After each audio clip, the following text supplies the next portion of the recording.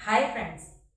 आज मैं आपको king of the birds eagle के जीवन की एक ऐसी घटना बताऊंगी जिसे जानने के बाद आपके हौसले कभी कमजोर नहीं होंगे, आप कभी पस्त नहीं पड़ेंगे और यह घटना आपको कदम कदम पर प्रेरित करती रहेगी, प्रेरणा देती रहेगी और आप फुल कॉन्फिडेंस के साथ अपने हर लक्ष्य को पा सकेंगे, बड़ी से बड़ी सफलता को अचीव कर पाएंगे। उससे पहले मैं यह कहूंगी कि अगर आपने हमारे इस चैनल को अभी तक सब्सक्राइब नहीं किया है तो कृपया इसे सब्सक्राइब कर दीजिएगा। किंग ऑफ द बर्ड्स यानी कि जो ईगल है उसकी लाइफ ह्यूमन लाइफ जितनी ही होती है, लगभग 70 इयर्स के आसपास, और यह अपने एंड तक किंग्स की तरह से ही रहता है और अपने हर पड़ाव पर यह किंग्स की तरह पेनफुल प्रोसेस लेने से भी नहीं चूकता है। पेनफुल प्रोसेस को यह एक्सेप्ट करता है और उसके बाद फिर से एक एनर्जेटिक जीवन जीता है। ईगल की जो एक मेन बात है, जो मुख्य बात उसे जिस चीज से अलग करती है और जो प्रेरणादायी है वह यहीं पर है कि वह अपने जीवन में एक बार नहीं बल्कि एक तरह से 2 बार जीता है और दूसरी बार वह रीबर्थ करता है और रीबर्थ करने के बाद वह पूरी एनर्जी, पूरे जोश के साथ फिर से आसमान में ऊंची उड़ान भरता है। कैसे, मैं आपको बताती हूँ। ईगल 40 इयर्स तक आते आते लगभग बूढ़ा होने लगता है। जो उसके फैदर होते हैं वो हैवी हो जाते हैं और उसके सीने से चिपक जाते हैं, जिससे कि वह आसमान में ऊंची उड़ान नहीं भर पाता। और उसी तरह से जो उसकी शार्प बीक होती है वो टेढ़ी होनी शुरू हो जाती है और टेढ़ी होने के कारण वह उसे शिकार पकड़ने में असमर्थ होता है। और उसी तरह से जो उसके पंजे होते हैं वह भी बेंड होने शुरू हो जाते हैं।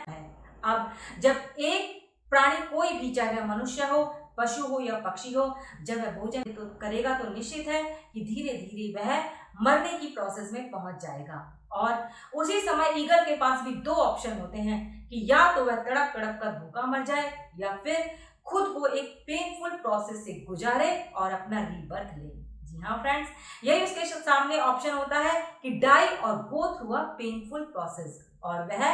पेनफुल प्रोसेस को चुनता है और इसके लिए वह दूर ऊंचाई पर पहाड़ों पर चला जाता है और वहां पर जाने के बाद वह रीबर्थ की अपनी उस प्रोसेस को शुरू करता है जो कि बहुत ही तकलीफ भरी होती है और जिससे गुजरने के लिए वह खुद को बड़ी ही पीड़ा से गुजारता है। वह वहां पर जाकर पत्थर पर अपनी बीक को तोड़ना शुरू कर देता है, जोर जोर के पत्थर पर अपनी बीक को मारता है जिससे कि वह टूट जाए। हम सोच सकते हैं कि जब हम अपने किसी भी एक अंग को अगर कहीं पर भी इस तरीके से मारेंगे तो कितनी तकलीफ होगी। सोचिए उसी तरह से ईगल को कितनी तकलीफ होती होगी, मगर वह उस प्रोसेस से गुजरता है और उसके बाद जब उसकी बीक टूट जाती है तो फिर वह उस बीक के नए आने का इंतजार करता है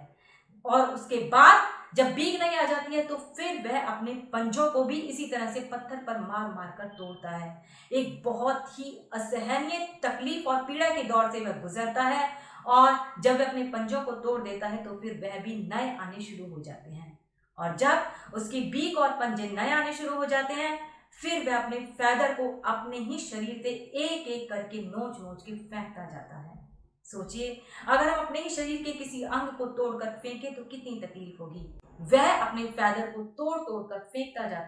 जाता है और अपने सारे उन भारी पंखों को अपने शरीर से अलग कर देता है जिससे कि उसको आसमान में उड़ान भरने में मुश्किल हो रही थी। और जब वह अपने सारे फैदर को तोड़ देता है तो वह इंतजार करता है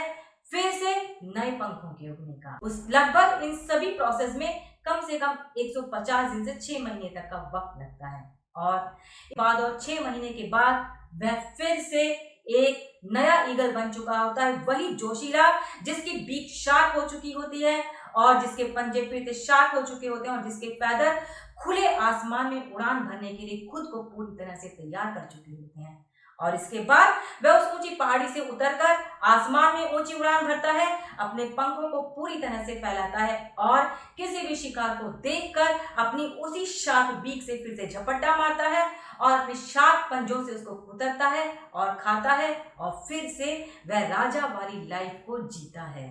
और आसमान में खुली उड़ान भरता है। तो फ्रेंड्स देखिए कि ईगल की यह जो कहानी हमें कितनी अधिक प्रेरणा देती है कि किस तरह से वह फिर से अपने नए जीवन को पाने के लिए, फिर से एक जोशीला जीवन जीने के लिए इतनी अधिक पीड़ादायी प्रोसेस से गुजरता है। ये जो कहानी है हमें 3 बातें बताती है कि जो उसके पंजे हैं यानी कि हमारे पैर, वो हमें लगातार चलने के लिए प्रेरणा देते हैं और यह भी कहते हैं कि अगर हम थक जाएं तो हमें अपने आप को फिर से नए सिरे से चलने के लिए तैयार करना चाहिए और इसी तरह से उसके फैदर यह बताते हैं कि हमें किस तरह से आसमान में ऊंची उड़ान भरने के लिए अपने आप को तैयार करते रहना चाहिए। जब हम कमजोर पड़े तो थोड़ा सा विश्राम दें और उसके बाद फिर से अपने आप को आसमान में खुली उड़ान भरने के लिए छोड़ दें। जो ईगल की बीक है वो हमें लगातार एक्टिव होने के लिए प्रेरित करती है। अपने पंखों को पसारते हुए जब वह आसमान को नापता है तो मानो हमें यह कहता है कि जहां तक भी खुला आसमान बाकी है, मुझे पता है मेरी उड़ान बाकी है, अभी तो मैंने अपने पंख पसारे, जरा नापने को पूरा जहान बाकी है।